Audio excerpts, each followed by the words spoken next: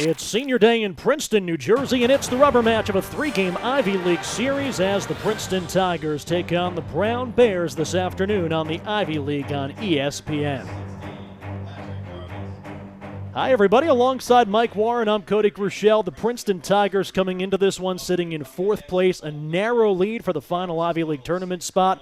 Meanwhile, Mike Brown, with a victory today, would be back-to-back series wins. The Bears trying to get some momentum for the final two weekends. Yeah, a couple of teams that simply control their own destiny in front of them, but for the Tigers today, they're going to have to do a little bit better of a job hitting with runners in scoring position. That really plagued them yesterday in Game 2. The team split the doubleheader yesterday. Let's take a look back at how it unfolded. Game 1 for the Tigers, a 5-run third highlighted by this Jake Bold grand slam. Bold sneaking it just inside the foul pole, and then later in the contest, some insurance. Jake Coonan's team leading 7th home run of the season. Princeton winning it 8-6. Game 2, the Bears returning the favor. It was a 2-1 game heading into the 7th. Gunnar Borey's 2-run single giving Brown the lead. 3 runs in the 7th. 3 more runs in the 8th for Bruno, and a 7-4 victory to earn the doubleheader split. And today, both of these teams sending a talented freshman out onto the mound to try to secure the series victory. Yeah, for the Tigers, they turned to Liam Kineen, and he was really thrusted into the fire. His first 3 starts at Miami, number 12 Wake Forest, and at VCU, the defending A-10 tournament champions. He's got a chance to prove himself here today in conference play, as does Luke Trout. The record not where he wanted to be, the ERA as well, but again, a chance for him to really help Brown out in the standings. Rubber match coming up on a gorgeous Easter Sunday here in the Garden State. The Tigers and the Bears starting lineups and first pitch coming up next on the Ivy League on ESPN. 1 ball, 2 strikes. Pitch on the way to Peterson with a runner at second in Brasher. Hit hard off the glove of Kernodle, who was playing it on the grass down the right field line, motoring around third. Brasher digging for second as Peterson, and Brown's back on top. 2 balls absolutely scorched through the right side here in the top of the 10th inning has the Bears on top. Faulkner, 88 pitches. 2-2, hit in the air, right field, long run. Lazitz dives, can't get it. Extra bases as that kicks up against the wall. Coonan, hard move around second, motoring for third. The throw comes into second, and it's a 1-out stand-up triple by Jake Coonan. Third Tigers hit of the contest on the tying run, now 90 feet away. 2-2. Sent to the backstop, a little bit of hesitation. Here's the throw, here comes Cram, head first dive, gets the left hand in, and the Tigers have the lead. I think we just came up with a podcast. 1-0, lifted left, carrying in the wind. Shapiro back at the track. Does he have room? Took the lid off the outfield fence and makes the catch. Caden Shapiro. Tate Vogler gave it a ride, got it up in that gusting jet stream. Caden Shapiro doing some damage to the ballpark, but hauls it in for out number 1.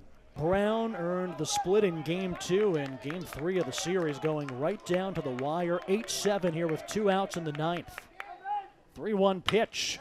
Other way into right field, tie ball game. Kelly scores from third on the base hit by Grant Werdesheim. The Tigers were down to their final out, and it's an 8-8 contest. 3-1 from Shapiro, right back up the middle. Through the pitcher, hits second base, kicks into right field. Rounding third, here comes Maservi. There won't be a throw. A fortuitous bounce off the second base bag has Harvard on top, 1-0 on a base hit off the bat of Gibberti. Coonan lifts this one high and deep to left field. Musey on the run at the track at the wall, and it's gone. Some insurance here on the bottom of the 8th for the Tigers as Jake Coonan launches home run number 7. And it's an 8-6 Princeton advantage. First time they've been able to touch up Ryan Oshinsky. 0-2 pitch, hit hard down the left field line. There's a base hit. That'll score at least 1. Chang motoring around. And it's a 2-out RBI single, and it's a 7-6 contest as Logan Musey comes through. Bears with some of the speed in the lineup. 2-2 inside out through the right side, and there's an RBI base hit. Shapiro scores from third, an RBI single by the cleanup hitter Kernodle. And Princeton strikes first. It's 1-0 in the home half of the first. Infield still in, outfield playing the first baseman straight away. 3-2 pitch on the way. Breaking ball hit on the ground, diving stop. Kernodle doesn't have a play at home. He's going to win the foot race to the bag, but it's an RBI ground out by Jackson Brewer. Hit it hard. Kale's able to score from third, and it's 1-0 Lions here in Game 3. Werdesheim squares, bunts it third base side, and that's perfectly done. Got him, throws to first, not in time. Got him out of the stretch. Kunin, base hit, right field. That'll score the runner Guggens from third, jamming on the brakes at second. Werdesheim, he overran it, had to dive back in as Brasher threw behind him. But it's an RBI base hit, RBI 17 for Kunin, and the Tigers take a 1-0 lead. Brasher tracked it down for out number 2 back in the first. Shapiro drags the bunt first base side, beautifully placed, flip by Gotham, gets away and the bases are loaded. Shapiro fired up, and the Tigers have him packed with nobody out. 11 homers against Brown last weekend, but in a small park. 1-2, hit well out towards right. Lazzett's back at the track, reaches up, it's off his glove, it's off the wall. Extra bases for Jordan Kelly, who had to wait for the lead runner, Schedefeld, who had to hold up. Otherwise, Kelly had a shot at ending up on third base, but that's a hard-hit ball off the bat at Jordan Kelly.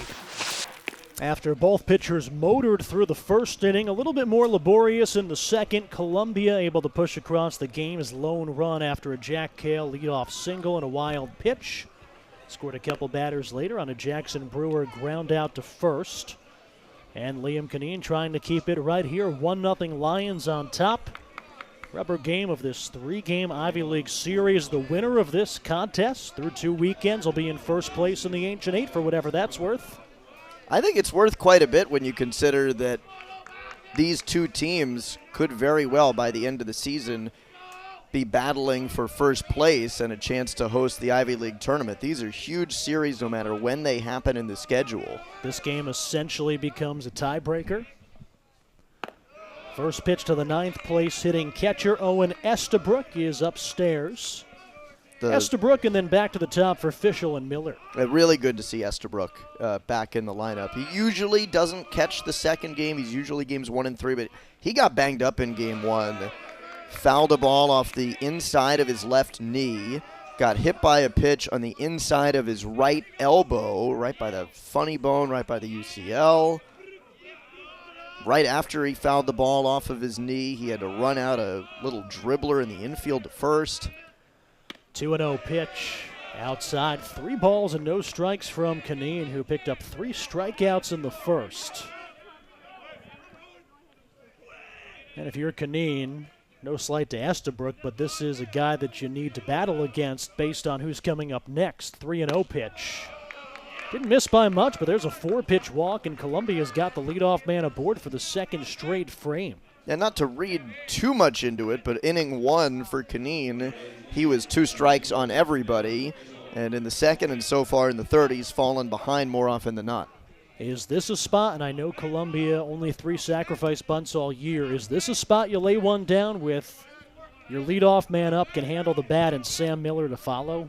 Yeah, I think it's a chance, especially because Fischel can run, so it's a chance for him to drop one down basically for a hit and get a sacrifice out of it. Toss comes to first. So Princeton trying to keep the runner close and also trying to see if Fischel gives it away, and he did not run the hands up. Joseph Zork, the Princeton third baseman, was on the lip of the grass, and now he's backed up even with the bag. 1-0 Lions, top of the third. Estabrook, the no-out runner at first. Fischel squares, pulls back, and takes a ball. So that's what, 5 in a row out of the strike zone to start things in the third? Yeah, and that might inform the decision for Fischel if he's going to try to bunt, whether for a hit or for a sacrifice or not. You see a guy who's having a hard time finding the strike zone, and probably less of a chance that you're inclined to give him an easier out. Jake Bold takes a visit to his freshman starter on the mound.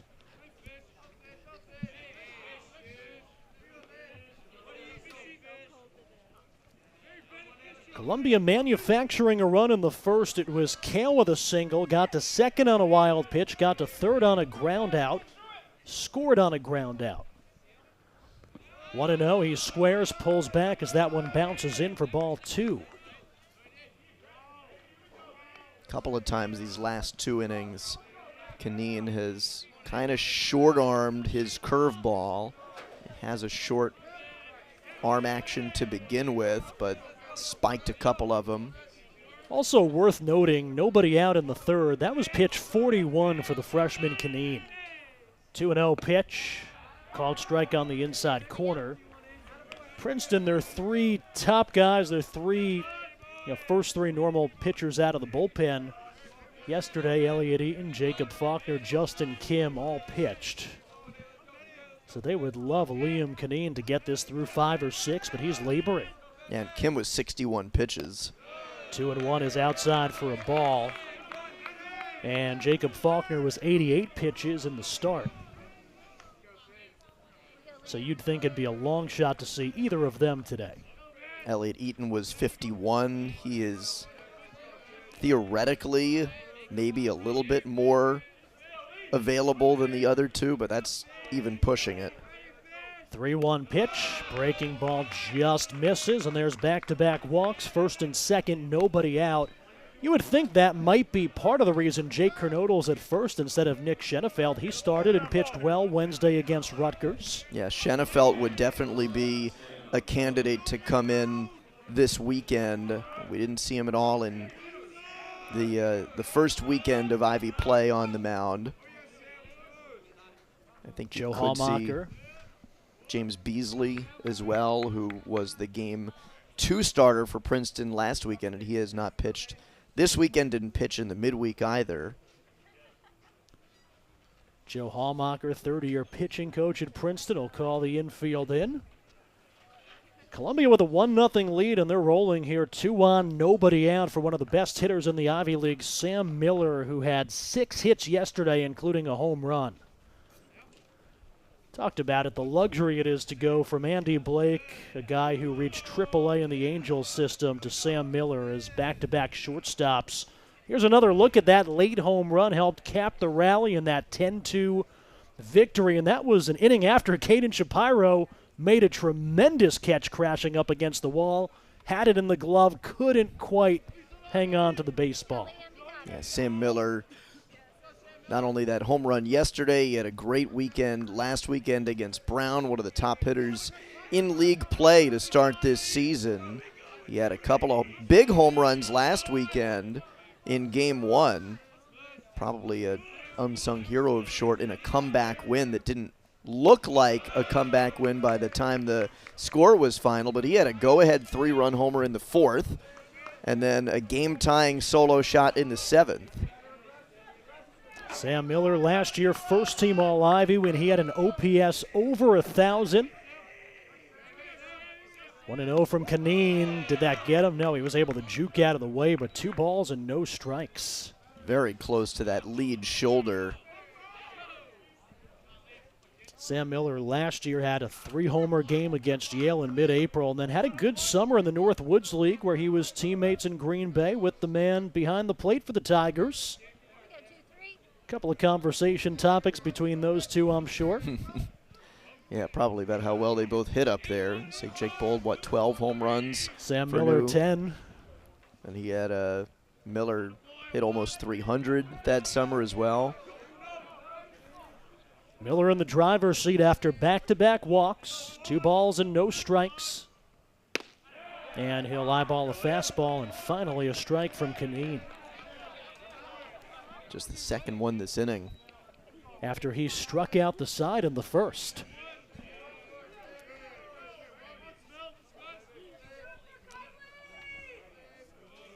Cole Fellows, the reigning Ivy Player of the Week, on deck as Miller chops it left side, deep in the hole, past Googans, base it into left field. Scoring easily from second as Estabrook. Throw comes into home, and then the return throw to second, airmailed, but the runner Fischel had to dive back in. 2-0 Lions, still nobody out here in the third. Another RBI base hit, 5th run batted in this weekend by Sam Miller, and a lot to unpack from this one. Yeah, no kidding. When this ball clips off of the glove of Googans, right there, that's what enables Estabrook to score. If I'm Shapiro, they're probably not throwing home, but it almost works out. Bold, a good throw, would have had Fischel on the back end.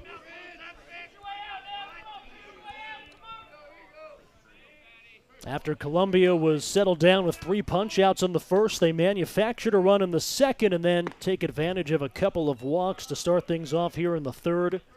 2-0 Lions on top, and another first pitch miss by Canine. Columbia, as well as they swing the bats, with Canine missing so frequently in this inning, able to really narrow where they're looking for the baseball. Breaking ball, check swing. He went around, said the home plate umpire, Justin Burton. That'll even up the count, a ball and a strike. Yeah, not the pitch that Fellows wants to go for there. He knows, in retrospect, that pitch starting on the inside corner is going to tilt down and out of the zone. 1-1 from Canine. Swing and a miss. Well, you got a guy who's jumpy for whatever reason in this at bat, leaving the zone to swing at 2. Probably go with that fastball upstairs if you're able to locate it. He's gone curveball inside, got a chase. Curveball in the dirt, got a chase. And he's had good success today getting hitters flat-footed on the heat. Strikeout here would be huge for the freshman. 1-2 pitch in the dirt, gets away from Bold. That'll allow both base runners to scoot up 90 feet. So Fischel the third, Miller at second. Also really good speed for the Lions. It probably feels more now like you need a strikeout in this situation. And I wonder if they didn't go to the fastball because Fellows a good fastball hitter. Trying to get him to chase another one out of the zone, but he's a veteran hitter. He is unlikely to go out of the zone on that pitch 3 times. Corners are in, whole infield's in, 2-2. Fouled off in the box by Fellows, and we'll do it again. Fellows a strikeout victim. He went down swinging in the first against Canine, who struck out 3 in the first frame, but is looking for his first punch out since. Starting pitching has been really good in this series. Both Princeton starters went through 6, turned in quality starts yesterday. With the infield in, here's the 2-2 pitch. Sprayed foul, third base side. Late on 2 fastballs, but again, Fellows has been around the block. He's a good fastball hitter generally. I would expect that he'll have timed that up by now. Puts you in a really tough spot if you're Canine. Fellows has seen a lot of pitches from the freshman righty. 2-2, breaking ball, got him. Jake Bold doesn't have to apply the tag. I think he said he caught it, so that'll be strike 3 as Fellows is retired. It's a nice battle, and it's a really nice sequence in the end. He'd gotten chases on this pitch earlier in the at-bat. After 2 fastballs that Fellows laid on, he gets a swing and a miss on a strike-to-ball pitch. Starts in the zone, ends up nearly in the dirt. Good pitch by Canine.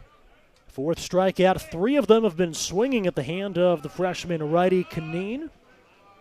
Still just 1 away, still 2 runners in scoring position, so the infield has to stay in for Lazitz.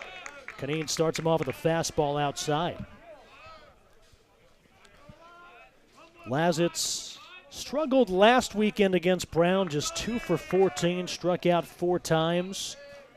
Yesterday had 2 hits in game 1, including a big 2-run single that at the time made it 4-1 Lions in the 7th, and then tacked on another hit in game 2.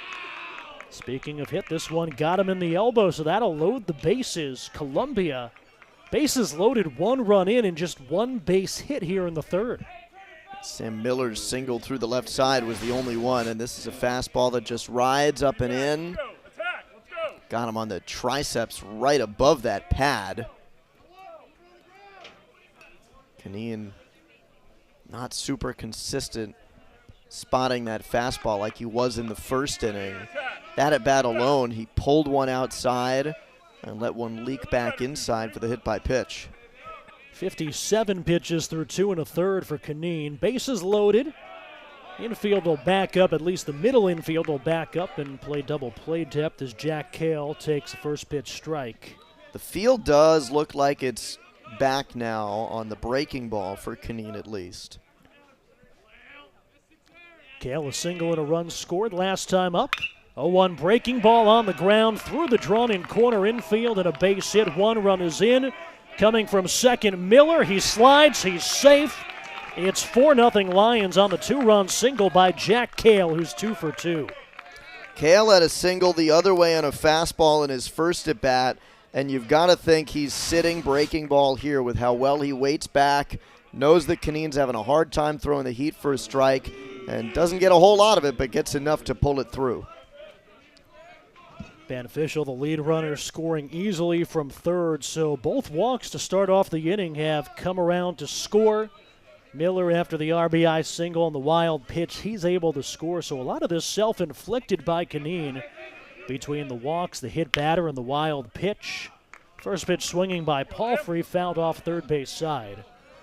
And if you're Princeton, no action in the bullpen because you don't really have a lot of options that Scott Bradley's comfortable with, especially this early in the contest. Yeah, now if you're Kineen, you are in battle mode to try to keep this to a minimum and get through this inning, hopefully next. The Tigers are going to have to scrap their way through. Toss to first. Close play, but back diving is Cale. Cale's a threat to go, 5 for 5 on stolen base attempts.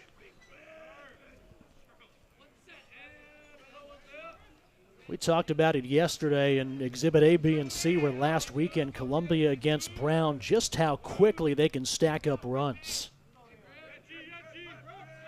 From the stretch, toss to first again. This one not quite as close.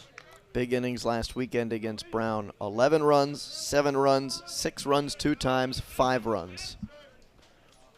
And we saw a microcosm of that yesterday. 8 runs over the final 3 innings, 2 in the 7th, 4 in the 8th, 2 more in the 9th. Runner doesn't go, 0-1 pitch, misses in on the Columbia third baseman.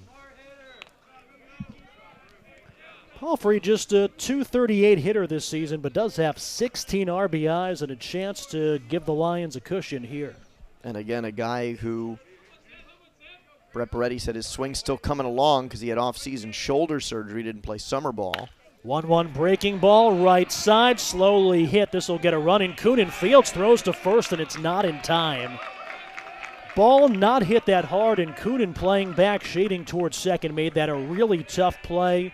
Give Griffin Palfrey the RBI infield hustle single. That'll score Lazarus, and it's 5-0. Yeah, just a very slow developing play. You see where Coonan starts, and he isn't able to cut down on that angle because of how far he has to go. If he's able to take a little bit of a tighter angle to that ball, maybe he gets to it quicker and makes the play, but you're asking a lot for how much ground he had to cover. Jackson Brewer, the 8th Columbia batter here in the 3rd inning, where they've already plated 4 runs to make it 5-0. Brewer knocked in the first run, an RBI ground out to first. Pitch elevated, they checked down, and the third base umpire, Mitchell Leichman, says he held up. Young bottom of the lineup, Brewer and Vogler hitting 7th and 8th. They're both first years, and then the 9th place hitting catcher, Estabrook, just a sophomore. Their leadoff hitter, Fischel, also a first year. 2 on, 1 out. Popped up third base side, a ton of foul ground, not a lot of wind today as Zork battles and makes the catch, cutting back into fair territory. Not a lot of wind, but you talked about that bright overcast sky. Yeah, with the cloud cover, you're looking for a white baseball and a white backdrop, and it was credit to Zork that he stayed with that ball, but you could see him with the dancing feet on to try to find that ball in the sky. Tate Vogler lined out to third base last time up. That put a lid on the second. It was a nice play by Joseph Zork. Pitch from Kineen, bouncer to short, could get the Tigers out of it. The flip to second by Googins, and that's the final out here in the 3rd. But Columbia sends 9 men up to bat. They score 4 runs on 3 hits. And as we go to the bottom of the 3rd, this one all Lions, 5-0 Columbia here in Princeton.